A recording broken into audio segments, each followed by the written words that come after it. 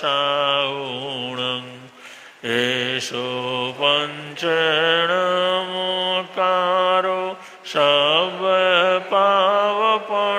सर्वपावपणाशनो मंगलानं च सर्वेषिं परमवै मंगलं मंगलानं च सर्वेषिं परमवै मंगलम्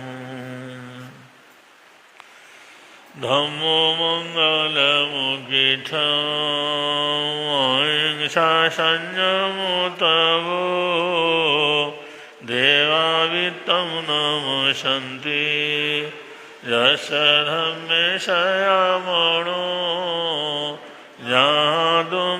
जातुमसबुफेषु वमरो अव्ययैरसं नयबुफं किलामे सोयपिणे अपायं एमये समणमुद्दा जेलोये सन्ति साहुणो विहङ्गमवबुफेषु दानभत्ते शनिरया वयं च वित्तिं लभामो नय कोई आगरे सूर्यन्ते उभेषु भमराजा मोहारसमबुद्धा ये भवन्ति अनिश्चया नानाकिन्नरया दन्ता तेन उच्यन्ते साहुणोति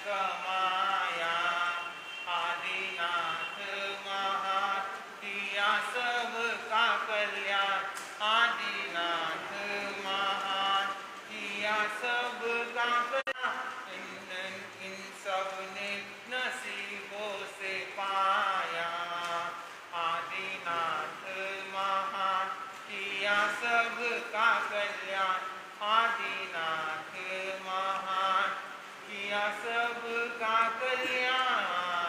बोले आदिनाथ भगवान स्वामी की। घट घट के अंतर्यामी की। ओ महावीर स्वामी। घट घट के अंतर्यामी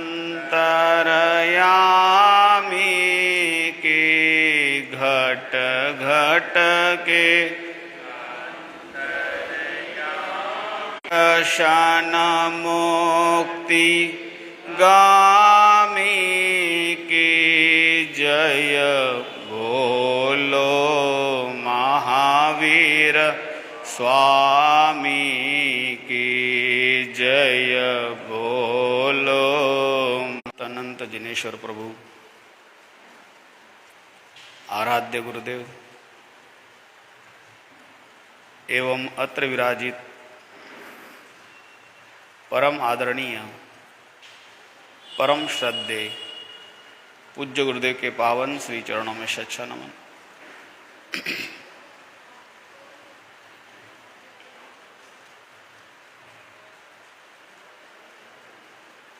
अक्षय तृतीया के शुभ पावन अवसर पर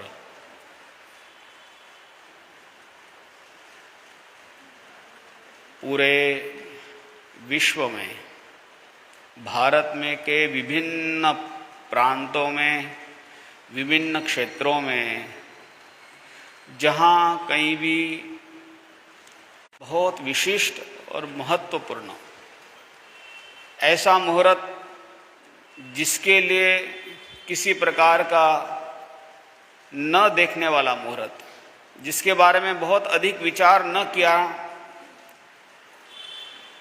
अनेक ग्रहों का संयोग है या नहीं है, अनुकूल है या प्रतिकूल है, कौन से ग्रह ठीक है, कौन से ग्रह ठीक नहीं है, ऐसा कोई विचार न करते हुए सीधा स्पष्ट अक्षय तृतीया के दिन बिना देखा, बिना कहा, बिना जाना हुआ ऐसा सर्वोत्कृष्ट मुहूर्तों में एक माना जाता है। और ये परंपरा संपूर्ण ज्योतिष जगत में भी है। जैन परंपरा में विशेष करके भगवान ऋषभदेव को आदर्श मान करके तप की परंपरा है, तप आराधना की परंपरा है। आप कल्पना करके देखिए कि छोटा सा एक उदाहरण देता हूं मैं आपको, बिल्कुल छोटा सा।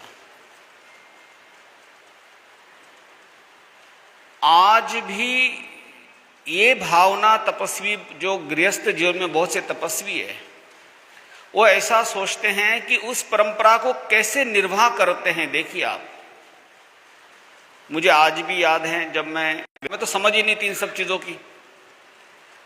मतलब ठीक है, भगवान ऋषभदेव और श्रेयांश कुमार पौत्र के हाथ से पारना हुआ, घटना बिल्कुल सामान्य सी दिखाई देती है, लेकिन वो घटना आज भी करोड़ों अरबों खरबों वर्ष बीतने के बाद भी लोगों के दिल दिमाग में उतनी ही श्रद्धा से लोग आगे से आगे बढ़ते हैं।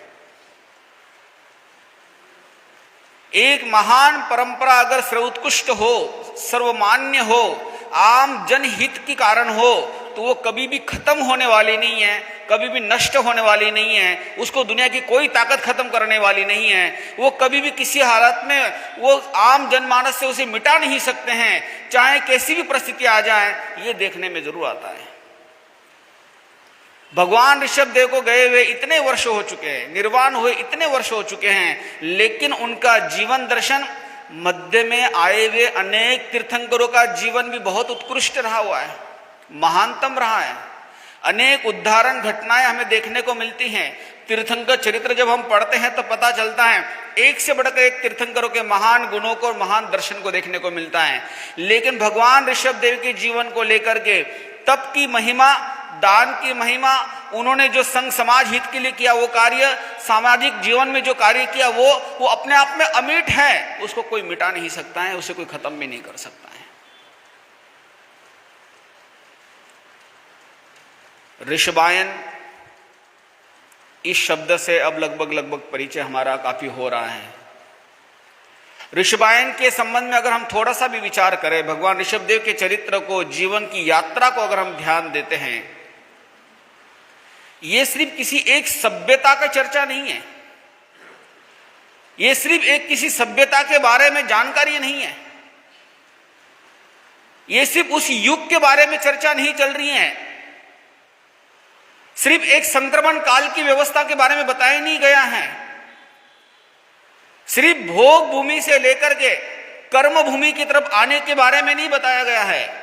भगवान ऋषभदेव वो पुण्य पुरुष है जिन्होंने सभ्यता के उन सूत्रों के साथ में कर्म भूमि के उन महानतम सूत्र दिए जो आज भी लोगों के लिए प्रेरणास्पद है और आज भी अनुकरणीय है।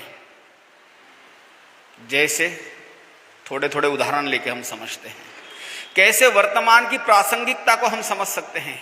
भगवान के गए हुए इतने वर्ष हो गए हैं, उन्होंने जो भोग भूमि से कर्म भूमि में जो परिवर्तन हुआ है, जो सभ्यता के मापदंड, सभ्यता को, जो प्रसंग को बदल करके उस समय की जो परिस्थितियां थी, जिस समय में लोगों की आवश्यकताएं किन्हीं वस्तुओं से, किन्हीं वृक्षों से पूर्ण हो जाती थी, उन वृक्षों को जब नष्ट हो गए, खत्म हो गए, कम हो गए, धीरे धीरे नहीं रहे, उसके बाद जो परिवर्तन हुआ, उस परिवर्तन के बाद जो उन्होंने मार्ग दिया, वो मार्ग भी आज भी उतना ही प्रासंगिक है, उतना ही महत्वपूर्ण है।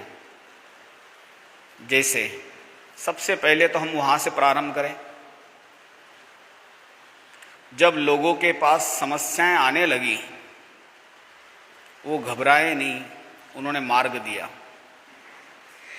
एक मार्ग दिया, थोड़े समय के बाद जब उस मार्ग का दिए गए समाधान का अब उचित कार्य पूर्ण नहीं हो रहा है, तो उन्होंने एक नया समाधान दिया। आप समझ रहे हैं इस बात को? थोड़ा सा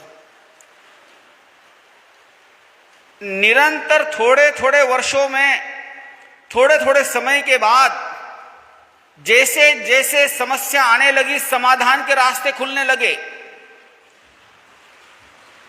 आवश्यकताएं निर्माण करने लगी। जहां कहीं पर भी आवश्यकता नहीं थी संग्रह करने की, वहां संग्रह करने की प्रेरणा मिली। जहां आवश्यकता नहीं थी वस्तुओं का निर्माण करने का, वह वस्तुएं निर्माण होने लगी। जहां आवश्यकता नहीं थी घर परिवार चीजें बनाने की, वह घर परिवार चीजें बनाने की व्यवस्था बनने लगी। उन्होंने इस प्रकार की अनेक कलाएं, अनेक मार्ग उन्होंने दिए। जहां लोगों को आवश्यकताएं नहीं थी कि हम खुद धान को पैदा करें, भोजन को तैयार करें, उस भोजन को तैयार करने की सारी विधियां, सारी व्यवस्थाएं भगवान ऋषभदेव ने दी, क्योंकि आवश्यकताएं निर्माण मांगती है। संसार में यही तो है। आज भी इतने रिसर्च हो रहे हैं, आज भी इतना डेवलपमेंट हो रहा है, कोई इस विषय में नहीं है। वो तो ये कि आवश्यकताएं होती है तो निर्माण होता है, अगर आवश्यकताएं नहीं तो निर्माण कोई नहीं करने वाला। आप सब लोग, आपके पूर्वज अपने मूल स्थानों को, पूर्व पाकिस्तान को छोड़ करके जब इधर आए, तब आवश्यकताएं थी कि यहां हमें बसे, हम रहे, इसके लिए एक जगह चाहिए, एक स्थान चाहिए। उस स्थान के पूर्व हम सबको संगठित करने के लिए कोई चाहिए। ऐसे महापुरुषों को बुला करके उनके सानिध्य में अपने जीवन का निर्माण करने की प्रारंभिक स्थितियां तैयार की। एक एक चीजें तैयार होने लगी, आवश्यकताएं थी तो तैयार होने लगी। भगवान के जीवन को अगर हम देखते हैं कि उन्होंने सिर्फ डेवलपमेंट नहीं किया, वो आवश्यकताएं थी, उन्होंने उस चीज का निर्माण किया। असी मसी कृषि कला के साथ में विद्या, शिल्पकला, वाणिज्य कला, व्यापार कैसे किया जाता है, ऐसे विभिन्न मार्ग उन्होंने दिए।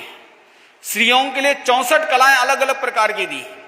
स्त्री के लिए क्या आवश्यक है, क्या जरूरी है, क्या करना चाहिए, उन्होंने कौन कौन सी कलाओं को सीखना चाहिए, कौन सी चीजों का अभ्यास करना चाहिए, उनके लिए कितनी आवश्यकताएं हो सकती हैं। आज से अनगिनत वर्ष पहले जब भगवान ऋषभदेव की कितनी दूरदृष्टि होगी, कितने विजनेबल होंगे, कितना दूरदृष्टि से सोचते होंगे कि आने वाली सभ्यता, आने वाली पीढ़ी के लिए कितना आवश्यक है ये सारी चीजें। हम तो आज सोचते हैं कि लड़कियों को पढ़ाना चाहिए। बोर्ड बहुत पिछले 15, 20, 25 सालों में सर्व शिक्षा अभियान, बेटी पढ़ाओ बेटी बचाओ, ये जो स्लोगन अभी हम पढ़ने लगे, भगवान ऋषभदेव के जीवन को देखिए आप। 64 प्रकार की डिफरेंट अलग अलग प्रकार के एजुकेशनल चीजें। आज हम 1, 2, 3, 4 बच्चे पढ़ते, हम कहते क्या करोगे इतना पढ़ करके, बहुत सीख लिया अब कहीं जॉब वगैरह कर लेते हैं, पैसे कमा लेते हैं, अपनी आवश्यकताएं पूरी कर लेते हैं। लेकिन अगर हम भगवान ऋषभदेव के जीवन को देखते हैं, उन्होंने जिस तरीके का मार्गदर्शन किया था बिल्कुल अद्भुत है। हम तो आज भी 2, 4, 5 कोई चीजें सीख लेते तो अपने आप को बहुत ज्ञानी समझ लेते हैं, लेकिन भगवान ने बताया कि पुरुष के लिए बेहतर कला है, मतलब कितनी सूक्ष्म से सूक्ष्म चीज जानकारी होनी चाहिए उनको। एक अच्छे पुरुष के अंदर, एक अच्छे व्यक्ति के अंदर अगर उसको निर्माण करना अपने जीवन का, अपने परिवार का, अपने घर का, अपने समाज का, उसको कितने अलग अलग दृष्टिकोणों का ज्ञान होना चाहिए। तभी गुरुकुलों की व्यवस्थाएं थी, गुरुकुलों में बच्चों को रखा जाता था, वहां पर उनको इस प्रकार की अनेक कलाएं सिखाई जाती थी। आजकल तो 1, 2 डिग्री हो जाती है तो हमें लगता है कि हम बहुत पढ़ लिए, बहुत सीख लिए, लेकिन हमारा इतिहास कहता है, प्राचीनतम इतिहास कहता है, आजकल हम कहते हैं कि एक ही चीज में इतनी अलग अलग फैकल्टी आ गई हैं, पहले तो कभी इतनी होती नहीं थी, हमने इतिहास पढ़ा ही नहीं अभी तक। तो वो प्रकार की शिल्प कला, शिल्प कला किसे कहते हैं? मकान बनाना, इंटीरियर के लिए देखना, आजकल हम जिसको इंग्लिश में शब्द कहते हैं ना, ये सब कंस्ट्रक्शंस और इंटीरियर, ये दोनों चीजों को अगर देखें तो 100 प्रकार की अलग अलग प्रकार के डिफरेंट अलग अलग प्रकार की फैकल्टियां थी कि कैसे चीजें बनाई जाती है, क्या क्या काम होता है, किस प्रकार की चीजें तैयार होती हैं। आप कल्पना नहीं करोगे, कभी अगर पढ़े तो आपको ध्यान में आएगा कि जैन शासन कितना समृद्ध है ज्ञान, ध्यान और दर्शन की दृष्टि से, लेकिन हम जैन परंपरा को इतना सीमित करके रखा हुआ है। आपको अगर कोई जैन के बारे में पूछे तो क्या कहते हैं? जैन अहिंसा है, जैन त्याग दे देना, ये गलत है। हमने अभी तक अपने जैन दर्शन का परिचय सीमित ही दिया है, हमने कभी नहीं कहा कि जैन शासन में इतने प्रकार के अलग अलग ज्ञान दिया जाता था, इतना अलग अलग प्रकार के दृष्टिकोणों से सिखाया जाता था। भगवान ऋषभ एक आद्य तीर्थंकर हमारे हैं, महापुरुष थे, जिन्होंने तीर्थंकर होने के पहले एक अच्छे राजा बने, राजा बनकर आम जनमानस को उन्होंने ऐसा ज्ञान, ऐसा मार्ग दिया, फिर जाकर मतलब उन्होंने सबसे पहले कभी भी संयम अंगीकार नहीं किया, उन्होंने मानव समाज के लिए जो आवश्यक कार्य था वो पहले पूर्ण किया, उन्होंने समाज के हित में जो जरूरी था वो कार्य पूर्ण किया, उन्होंने जो संगठन व्यवस्था थी वो उन्होंने दी, सामाजिक व्यवस्थाएं थी वो उन्होंने सबसे पहले दी, सामाजिक जिम्मेदारियों का पालन करते हुए फिर तो हम वो लोग थे कि जब जरूरत पड़ती थी तो अहिंसा का पालन करने वाला व्यक्ति भी जब किसी प्रतिरक्षात्मक कार्य के लिए हिंसा के लिए तैयार हो सकता था। ये जैन की परिभाषा है। अहिंसा की परिभाषा सिर्फ एक जीव को बचाने की नहीं है, सिर्फ छोटे से छोटे जीव को बचाने की नहीं है, अहिंसा की परिभाषा है प्रतिरक्षात्मक हिंसा के लिए मनाही नहीं है। अगर आपके ऊपर, आपके परिवार के ऊपर, आपके समाज के ऊपर, आपके लोगों के ऊपर आवश्यकता लगी तो उसके लिए प्रतिकारात्मक हिंसा करने में कोई मनाही नहीं है, भगवान का ये संदेश। लेकिन आप अपनी जिम्मेदारी में हो तो आपकी जिम्मेदारी से भागना ये योग्य नहीं है। आप गृहस्थ में हो तो आपकी गृहस्थ रहते हुए जिम्मेदारी है, आप गृहस्थ के जीवन में हो तो वहां पर आपकी, आपके परिवार की, आपके संघ की, आपके समाज की, आपके धर्म की, उसकी सार संभाल करना, संरक्षण करना, उसकी नैतिक जिम्मेदारी आपकी होती है। भगवान ऋषभदेव के जीवन से देखने को मिलता है। अपनी जिम्मेदारी से भागना नहीं होता है, ऐसे ही शासन नहीं चलता है। भगवान ऋषभदेव अगर सिर्फ इतना ही सोचते कि मुझे तो मुक्त होना है, मैं अपना संयम अंगीकार कर लेता हूं, मुझे कोई लेना देना नहीं सामाजिक जीवन से, कितनी अराजकताएं फैलती, कितने लोग मारकाट में जाते हैं, कितनी तकलीफें होती हैं, लोग कितनी अव्यवस्थाओं में जाते हैं। तो भगवान ऋषभदेव का जीवन, वो इतने मल्टी टैलेंटेड थे कि अगर उनके संपूर्ण जीवन को अगर थोड़ा थोड़ा करके भी हम एंगल से देखते हैं, उनके जैसा दूरने के सारे मार्ग दिए थे उस समय। लोगों को कमजोर नहीं किया, लोगों को अपाहिज नहीं किया, लोगों को सिर्फ जरूरतमंद के आधार पर किसी के सामने मांगने के लिए नहीं हाथ फैलाने की बात की। उन्होंने कहा कि तुम संपन्न हो, तुम मजबूत हो, तुम कार्य कर सकते हो, तुम मेहनत कर सकते हो। उन्होंने मेहनत करने के सारे मार्ग दिए। कितना अच्छा शासन है हमारा, कितने अच्छे अच्छे महापुरुष है हमारे। भगवान ऋषभदेव को हम कितनी थे, उनकी कितनी आयु थी? 84 लाख पूर्व की। गृहस्थ अवस्था में कितने रहे? 83 लाख पूर्व तक रहे। कल्पना कर सकते हैं आप? राजकीय व्यवस्था में जीवन के 60 लाख से भी ज्यादा समय तक उन्होंने रहे, पूर्व तक उस राजकीय व्यवस्था में रहे, एक राजा बन के रहे। राजकीय व्यवस्था में हर वक्त नई नई समस्याएं आती थी, उस समस्या का समाधान वो देते थे। कभी विचलित नहीं हुए, कभी घबराए नहीं, कभी निराश नहीं हुए। परिस्थितियां आती हैं, रोज नई चैलेंजिंग आते हैं, लेकिन आए हुए नए चैलेंज के साथ व्यक्ति आगे बढ़ता है। वही भगवान ऋषभदेव ने हमको सिखाया और समझाया है। कठिनाइयां आती है, उतार चढ़ाव आते हैं, परिस्थितियां बदलती रहती हैं। हर बदलती परिस्थिति के साथ नया मार्ग ढूंढना, यही बौद्धिक क्षमता हर मनुष्य के पास दी गई है। भगवान ने हम सबको मार्ग दिया है। उन्होंने कदम कदम पर हमें ये मार्गदर्शन किया है, स्वयं अपने जीवन को बता करके मार्गदर्शन दिया है उन्होंने। और जब समय आता है, समय आने के बाद वो अपने राजकीय व्यवस्थाओं को अपने आगे जिम्मेदारी सौंप करके संयम मार्ग पे चले जाते हैं। 1000 वर्ष तक संयम मार्ग पे रह करके वहां पर भी अपने आप को अपरिग्रह का सिद्धांत दिया उन्होंने। वस्तुएं हमारे पास पर्याप्त थी, लेकिन इतनी क्षमता होनी चाहिए कि हम क्षण भर में त्याग सके। समझ में आ रही बात थोड़ी सी? आप संग्रह कीजिए, संग्रह करने के लिए भगवान ने कभी मना नहीं किया, ये गलतफहमी है। आज भी हम समझ नहीं पा रहे हैं। हम जैन दर्शन को इतना सीमित कर करके सोचते हैं। कभी भी अगर सिर्फ 10 श्रावकों का जीवन भी अगर आप देख लोगे तो आपको समझ में आ जाएगा कि हम उनके सामने कुछ भी नहीं है, कुछ नहीं है। हम लोग बिल्कुल तुच्छ है, छोटे से हम लोग।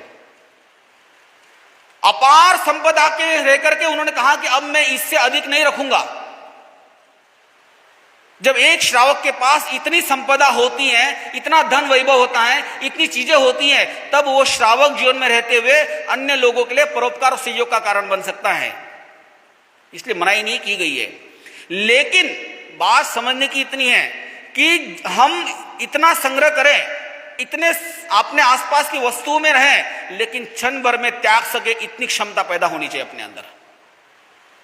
भगवान ऋषभदेव का जीवन 83 लाख पूर्व तक जब वो संसार में रहे, 60 लाख पूर्व से भी अधिक समय तक वो शासन व्यवस्था में रहे, उसको समृद्ध बनाया, योग्य बनाया, अनेक लोगों को उस मार्ग पे आगे बढ़ा करके, संगठनात्मक चीजों को और सुदृढ़ करके राष्ट्र के निर्माण में जब वो आगे बढ़े और जब उनको लगा कि अब कार्य पूर्ण हो रहा है, वो उसको क्षण भर में त्याग करके साधना मार्ग पे चल गए। भगवान का जीवन गृहस्थ अवस्था का, सभ्यता के परिवर्तन के साथ उन्होंने जितने मार्ग आम जनमानस को दिए, आज जितने अलग अलग प्रकार के मार्ग उन्होंने दिए हुए संसार में जीने के लिए, आम जनमानस के लिए दिए, उतने किसी का इतना उपकार हम देखने को नहीं मिलता है। भगवान ऋषभदेव का जीवन हमने बहुत सीमित दायरे में पढ़ा है, सीमित दायरे में सुना है, और इससे अधिक हम आगे जानते भी नहीं है। इसलिए ना हम समझ पाते हैं, ना किसी को समझा पाते हैं। हमारा शासन, हमारा इतिहास इतना समृद्ध है, हमें गर्व करने जितना नहीं है, गर्व से भी कई गुना आगे के अनुकरणीय है हमारे लिए। हम एक एक कदम उसके ऊपर आगे बढ़ सकते हैं। त्याग करके केवल ज्ञान को प्राप्त होते हैं। क्या साधना होगी उनकी? 60 लाख पूर्व तक भी राज की व्यवस्था में रहने के बाद आपको केवल ज्ञान के पद तक पहुंचा दिया। इसीलिए पहले राजा, प्रथम राजा, प्रथम श्रमण, प्रथम जिन केवली और प्रथम तीर्थंकर। जब सामाजिक जिम्मेदारी विकास के लिए क्या क्या कौन कौन से मार्ग करना चाहिए वो जीवन का उपदेश दिया, श्रमण श्रमणियों के लिए और साधु श्रावक श्राविकाओं के लिए जिस प्रकार से आध्यात्मिक रास्ते दिए, मतलब एक ही व्यक्ति गृहस्थ जीवन में थे तो सामाजिक आवश्यकताएं क्या क्या थी उसे, एक व्यक्ति के अंदर इतने अलग अलग गुण, इतने अलग अलग दर्शन, इतने अलग अलग प्रकार का जीवन दर्शन देखने को मिलता है। ये सिर्फ भगवान ऋषभदेव को जीवन को देखने को मिलता है। बाकी सभी तीर्थंकरों ने के पूर्व में ही शासन की व्यवस्था चलते आ रही थी, आध्यात्मिक रास्ते उनके पास सहज में थे, मौका मिला वो उसी रास्ते पे आगे बढ़ते गए। लेकिन सिर्फ भगवान ऋषभदेव एकमात्र ऐसे हैं जिन्होंने सभ्यता का निर्माण किया, लोगों को मार्ग दिया, लोगों को जीने के सूत्र दिए, लोगों को आवश्यकता पूर्ण करने के लिए अनेक प्रकार के मार्ग दिए। उसके बाद उस आध्यात्मिक जगत में आकर और आध्यात्मिक नेतृत्व का भी उन्होंने पूरी तरह से पालन किया।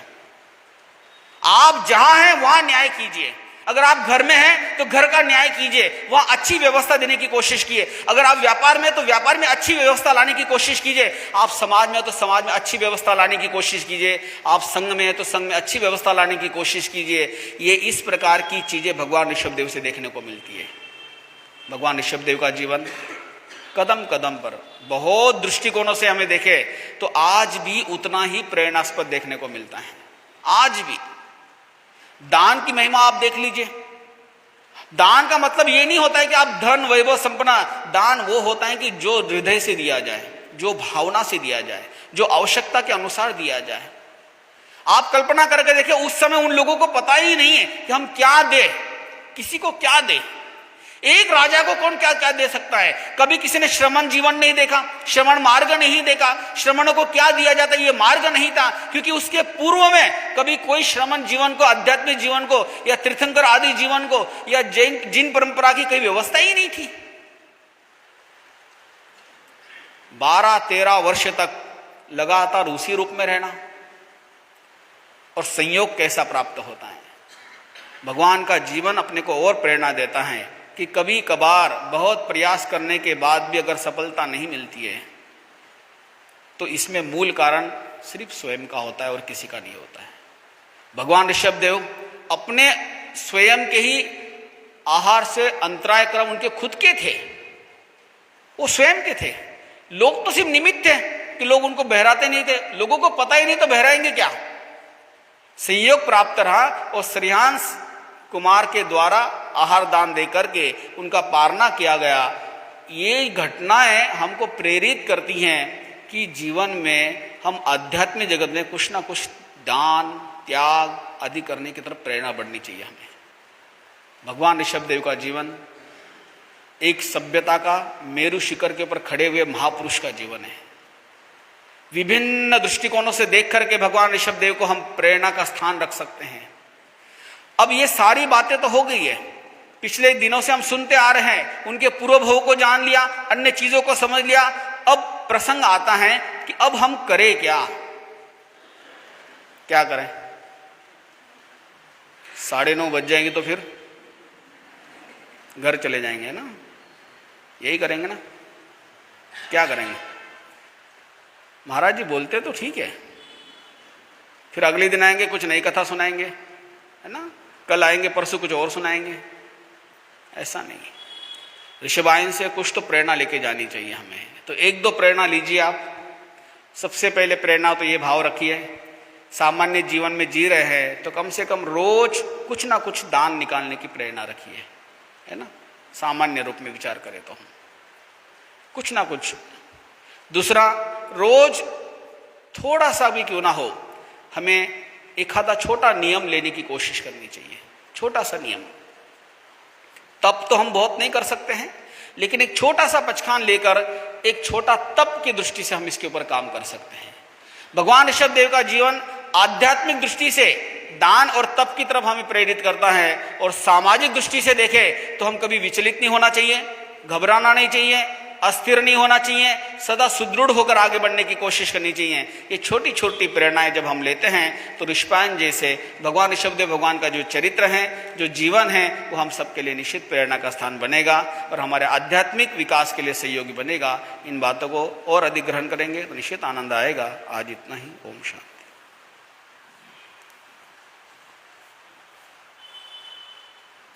कहाँ गए हो?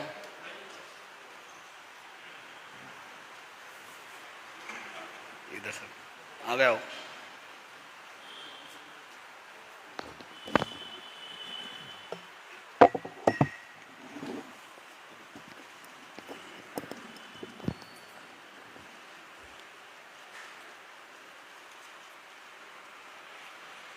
श्री शांतिनाथ भगवान आनंद वरताओ। श्री शांतिनाथ भगवान आनंद वर परम शरण प्रभु आपो। परम शरण प्रभु श्री अचिरानंद महान आनंद बरताओ श्री अचिरानंद महान आनंद बरताओ श्री शांतिनाथ भगवान आनंद बरताओ श्री शांतिनाथ भगवान आनंद वर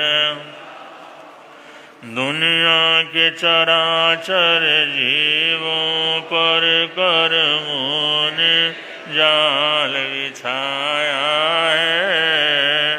क्या साधु गृहस्थ क्या बाल वृद्ध वश वचन पाया। अति शुभ कर्मों के आने से संतों का समागम मिलता। जिन वाणी श्रवण करने से दुख जन्म मरण का मिटता। दुख जन्म मरण का ऐसा मैं नदी की धार की जिसमें सब बह जाया करते। ऐसा मैं बड़ा तूफान प्रबल पर्वत झुक जाया करते। अक्सर दुनिया के लोग समय में चक्कर खाया करते। लेकिन कुछ ऐसे होते जो इतिहास बनाया करते हैं। इतिहास बनाया करते हैं।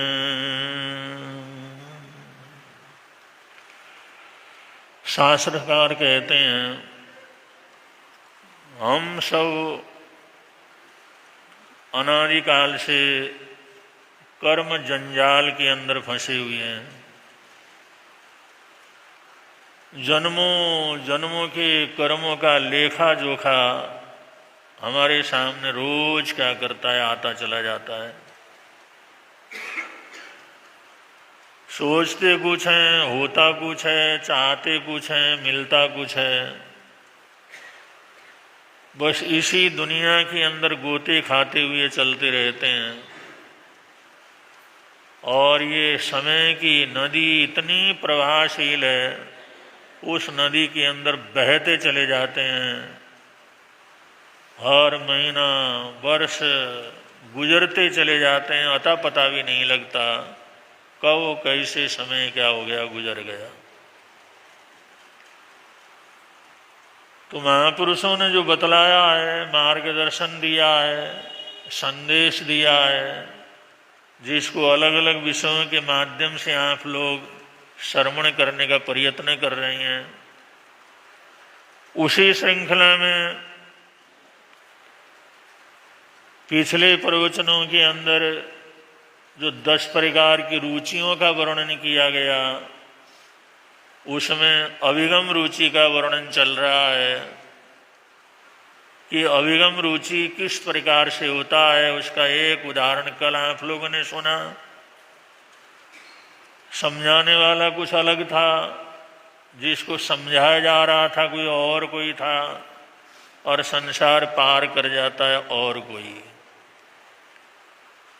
और बहुत बार इस दुनिया के अंदर कोई ऐसी घटनाएं हम लोग देखते हैं जिसका हमारे से कोई मतलब नहीं है, लेकिन वो हमारे जीवन का आमूल चूल परिवर्तन कर देता है।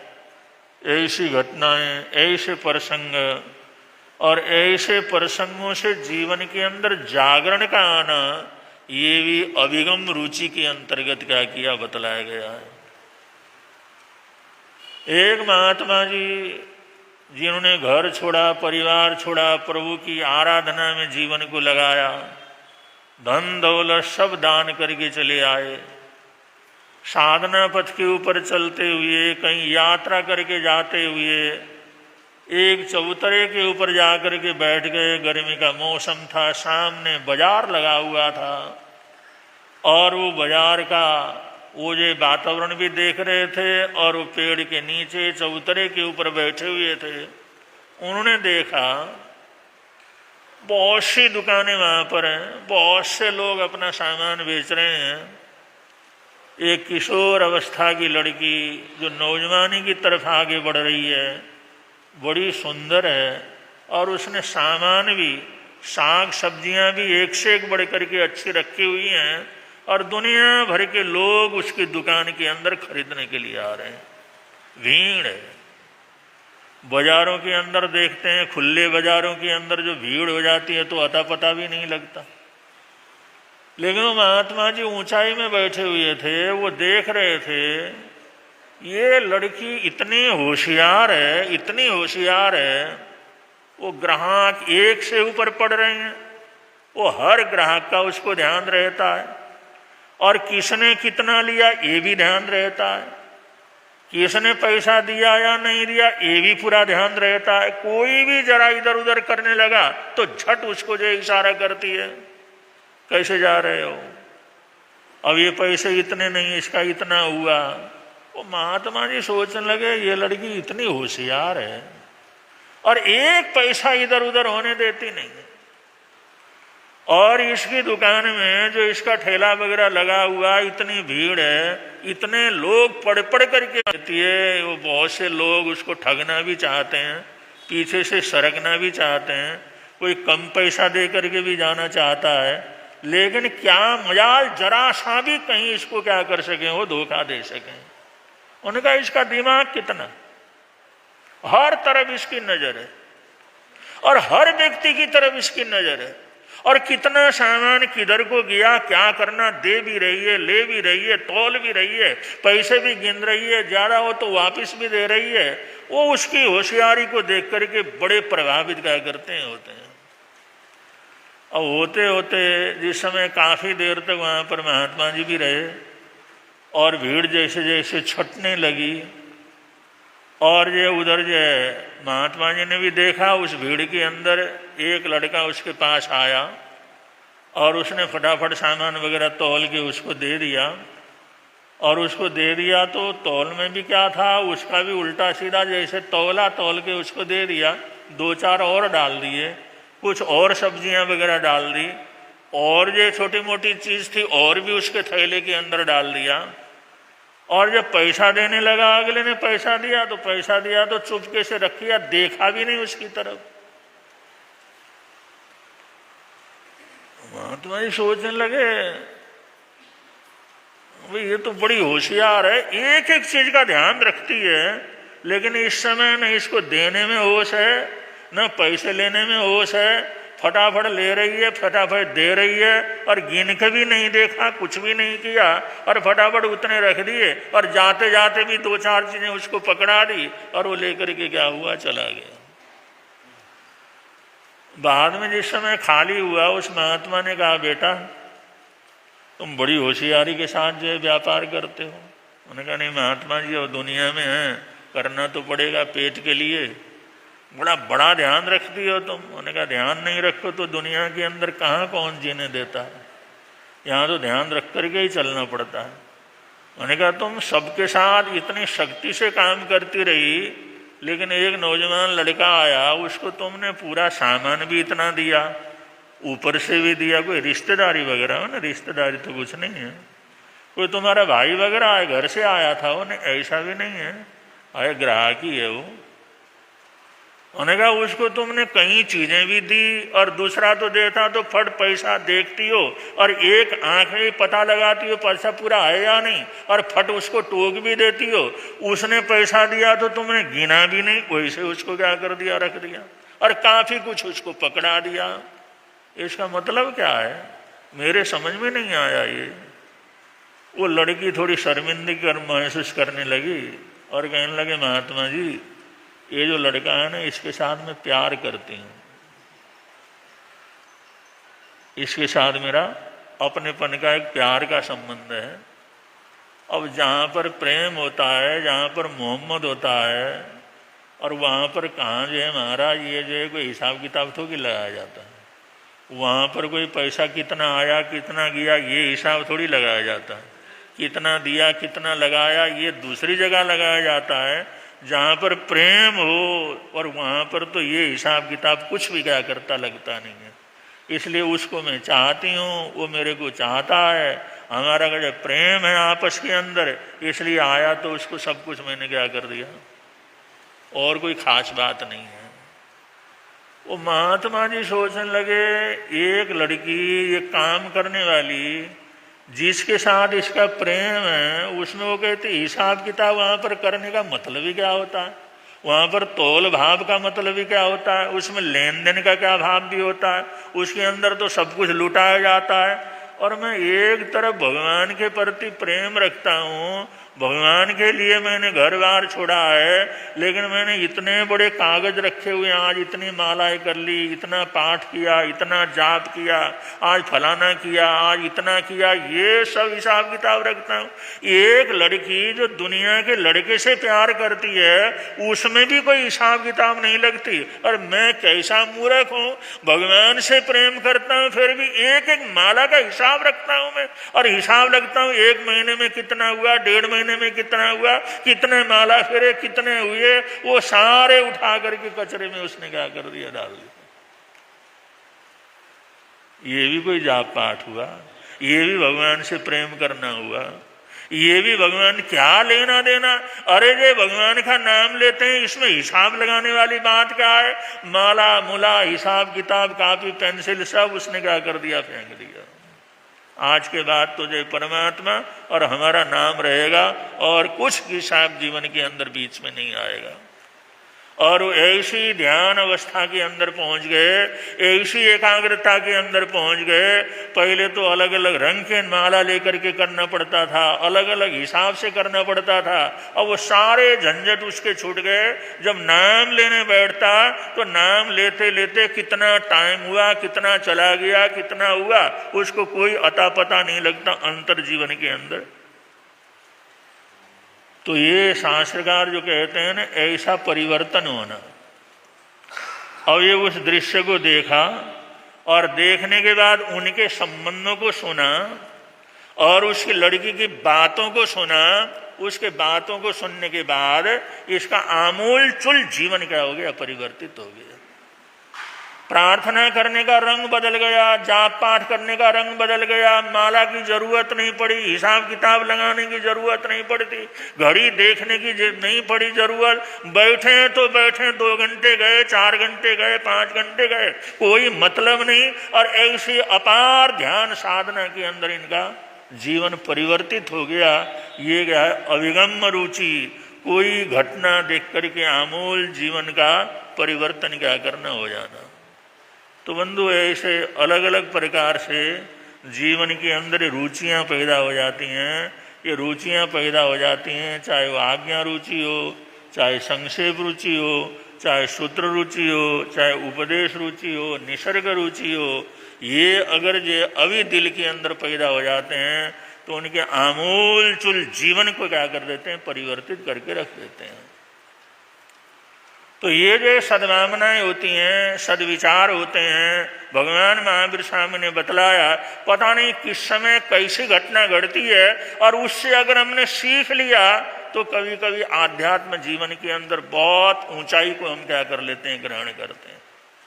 और ऊंचाई को ग्रहण करने का मतलब इंसान सांसारिक होता है। धीरे धीरे जो वैराग्य की भावना पैदा हो जाती है, संसार की आसक्ति कम हो जाती है, मोह कम हो जाता है, दीक्षा धारण कर लेता है, संयम पथ के ऊपर चल पड़ता है, तरह तरह की तपस्या करता है। बढ़ते बढ़ते कभी कभी गुणस्थान के ऊपर ऐसा बढ़ता चला जाता है, ऐसा बढ़ता चला जाता है, और उस बढ़ते बढ़ते कभी आध्यात्म के शिखर को भी क्या कर लेता है, पहुंच जाता है। हमें कई हमारे गुरु भक्त परिवार यहाँ पर आए हुए हैं, जिन लोगों ने इतना स्नेह और सद्भाव दिया हुआ है, इतना प्रेम और अपनापन दिया हुआ है, हम उन लोगों को कभी क्या कर सकते, भूल नहीं सकते। हमारी धर्मसभा में आज हमारे प्रधान जी आए हैं, त्रिनगर के प्रधान प्रकाश जी जैन। इसी साल जब चतुर्मास हमारा वहाँ तो चुनाव हो रहा है और आप प्रधान जी को जानते हैं? उन्होंने कहा भाई मैं तो जानता नहीं है, क्योंकि कभी ऐसा संपर्क तो हुआ नहीं है। उन्होंने कहा आप चतुर्मास करने जा रहे हैं और वो जिन्होंने विनती की थी वो तो सब जो है अलग हो गए, ये नई कमेटी आई है। उन्होंने कहा भाई नई कमेटी आएगी तो भी जिम्मेदारी लेने के लिए तो आते हैं, वो संघ को चलाने के लिए तो आते हैं। अब जो आए हैं तो करेंगे, और आए हैं तो जो भी संघ का जो जिम्मेदारी लेता है तो करता ही करता है, उसमें ऐसा हमारे को सोचने की बात नहीं है। और प्रकाश जी 4 महीने हम वहाँ पर रहते हुए वहाँ के प्रधान, त्रिनगर के प्रधान प्रकाश जी जैन, इन्होंने वो सेवा की और वो समय निकाला, तन मन धन से ऐसा संभाला। आज हमारे परिवार के एक सदस्य क्या कर गए, बन गए। जैसे माँ बाप ध्यान रखते हैं ऐसे ये और इनका परिवार, इनके घर से प्रीति जैन है, उनके भाई लोग हैं, बेटे लोग हैं, सारों का 4 महीने में, 4 महीने के प्रवास में ऐसा अपनापन जुड़ा है कि और वो लोग ऐसा सोचते हैं महाराज जी हैं तो हम हैं, हम तो हैं तो महाराज जी हैं। कहीं भी रहते हैं तो इनका आना जाना क्या करता है, रहता है। इसी तरह से नरेश जी जैन है, और नरेश जी जैन, पूनम जी जैन, ये ऐसा जो है परिवार है। गुरु महाराज ऐसा परिवार हमारे को जोड़ करके गए जो सेवा के अंदर इतने आगे हैं, वो तन मन धन से। पंडित जी महाराज की तबीयत खराब हो गई, आगरे से हम उनको दिल्ली लेकर के आए, लेकिन पहले दिन से लेकर के आज तक हॉस्पिटल में एक भी दिन ऐसा नहीं गया जब नरेश जी वहाँ पर पूरी तरह से सारे दिन की ड्यूटी न दिए हों। अपना घर परिवार सब कुछ छोड़ करके वो हॉस्पिटल के अंदर ही रहे। सवेरे सवेरे दिन निकलने से पहले पहुँचना और वहाँ पर संभालना, शाम को 8-9 बजे 10 बजे डॉक्टरों से बात करके फिर वापस आना। 4 महीने क्या कुछ पिछला पूरा वर्ष हॉस्पिटल के अंदर आते जाते बीता। लेकिन इसमें नरेश जी ने जो काम किया है, उन्होंने जो सेवाएं दी हैं, उन्होंने जो सहयोग दिया है, हमारे को जरा सा भी कहीं इधर उधर सोचने की जरूरत नहीं पड़ी। ऐसा परिवार है और लगातार सेवा के अंदर रहते हैं और चतुर्मास के अंदर भी हर कार्यक्रम के अंदर आगे क्या करे, आगे होकर के रहे।